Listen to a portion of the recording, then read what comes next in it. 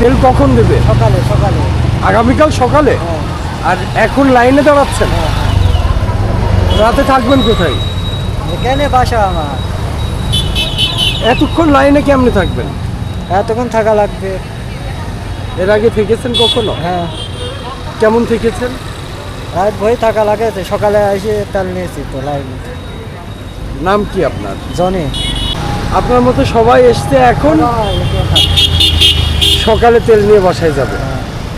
আহারে খুব কষ্ট, তাই না? ঠিক আছে। কষ্ট তো হয় লাগে।